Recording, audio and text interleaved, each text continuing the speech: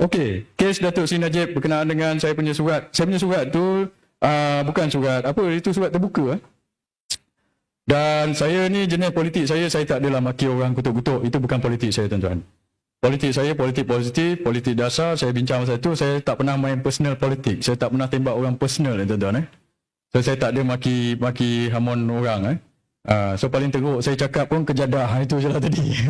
Tuan-tuan. So bila saya tulis surat kepada Ketua Hakim Negara, itu memang saya tulis macam tu bang. Saya komen sebab pada ketika itu kita suruh SPRM siasat kemungkinan Hakim Mahkamah Tinggi yang buat putusan kepada Datuk Seri Najib ni ada kes rasuah atau ada kes salah guna kuasa. Masa itu kita suruh siasat. Dan pada ketika itu Ketua Hakim ataupun ada pihak-pihak dalam judiciary dan bar council pun tak nak.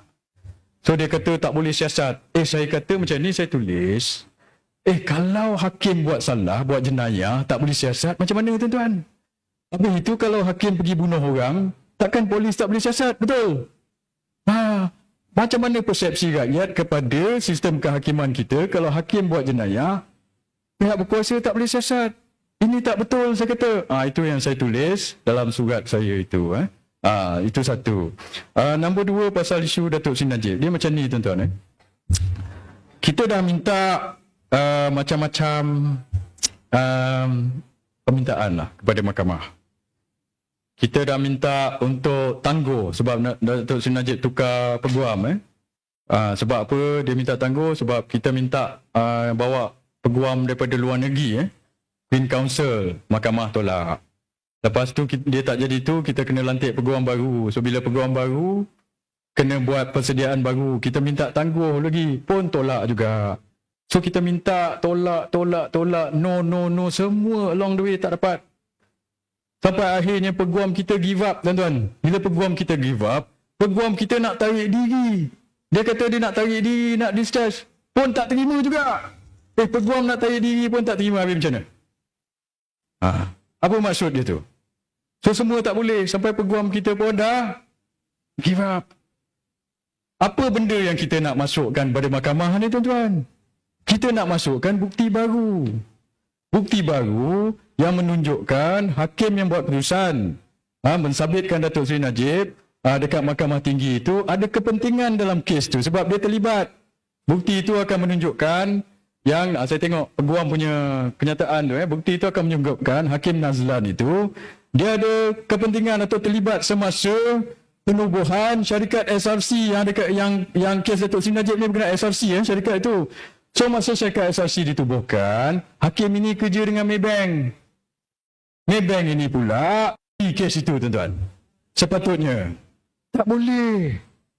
Sebab itu yang saya cakap, macam mana pula orang yang ada interest, ada kepentingan dalam itu, bukti ni akan tunjukkan yang dia ada kepentingan dan sebagainya, itu yang lawyer cakap, boleh menjadi hakim. Tak kira lah kalau kenyataan atau dia punya judgement tu betul atau tidak, orang dah tak tengok itu dah. Kalau awak dilihat bias, awak punya kenyataan ataupun judgement tu pun dah tak kira, tolak tepi, betul? Contoh, kalau orang tuduh Datuk Haji Bahar merompak lepas tu dia bawa awak pergi mahkamah. Orang yang jadi hakim tu adalah adik kepada orang yang tuduh awak merompak tu.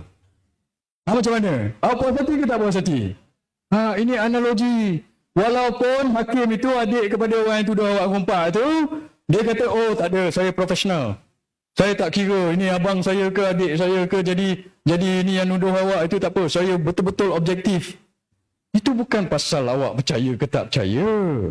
Ini adalah pasal apa yang rakyat nampak. Betul. Rakyat ini kalau dia sangsi dengan sistem kehakiman kita, dia tengok, betul ke ni? Mana boleh macam ni? So bila rakyat sangsi kepada hakim itu, sangsi kepada sistem kehakiman, maka susah untuk kita tegakkan undang-undang. Orang tak nak ikut, tuan-tuan. Kalau orang ada was-was dengan sistem perundangan kita, sistem kehakiman, kata, betul ke tak betul ini? Macam mana ini? Orang yang tuduh aku ni abang dia pula jadi hakim. Lama-lama jadi huru-hara negara ini sebab apa? Sebab orang tak percaya dia akan ambil undang-undang ke tangan sendiri. Sebab itu kita tak boleh biarkan perkara ini berlaku. Sebab itu kita suruh mereka terima bukti baru ini yang menunjukkan hakim ini ada kepentingan. So itu yang kita minta diterima dan kita minta penangguhan. Itu tak dapat, tuan-tuan. Macam mana cerita? Macam mana cerita itu? Pada saya begini. Kalau kita nak sabitkan siapa-siapa dalam jenayah, nak sumbat orang tu dalam penjara, tuan-tuan, kita sepatutnya dengar semua bukti lah, betul? Betul tak? Takkanlah ada bukti kita terima, ada bukti kita tak terima. Macam tadi. Orang tu tuduh, analogi, contoh. Orang tu tuduh awak merompak. Kan? Dah lah hakim tu adik dia. Lepas itu, ada bukti dan saksi kata mana masa hari rompakan, awak tak ada pun kat Johor ni. Awak ada kat Kuala Lumpur. Betul? Lepas tu, awak nak bawa bukti tu masuk, dia kata tak terima. Macam mana analogi dia, tuan-tuan? Awak puas hati ke tak puas hati? Satu, awak tak puas hati. Lepas tu rakyat yang tengok ni macam mana? Percaya tak pada sistem perundangan? Tak percaya. Bila rakyat tak percaya, ini menjadi masalah. Saya nak protect the rule of law. Saya nak protect kesucian sistem perundangan kita. Jangan ada persepsi negatif kepada sistem perundangan kita. Sebab kalau tidak, jadi huru-hara negara ini. Sebab itu saya persoal benda ini. Apa yang kita minta? Kita nak minta masuk bukti ini. Lepas tu kita minta tangguh 2-3 bulan. Ada orang kata apa? Puak-puak PKR, Perikatan Nasional, dia kata, Allah, Dato' Najib dah ada 4 tahun dah untuk bersedia. Bukan pasal 4 tahun. Anwar Ibrahim dulu bertahun-tahun kes dia, tuan-tuan. Nombor 1. Nombor 2, kalau awak boleh tunggu 4 tahun, apalah sangat lagi 2 bulan, betul? Terutama apabila kita nak selesaikan prejudis ataupun masalah prejudis ni. Atau masalah kesangsian ini.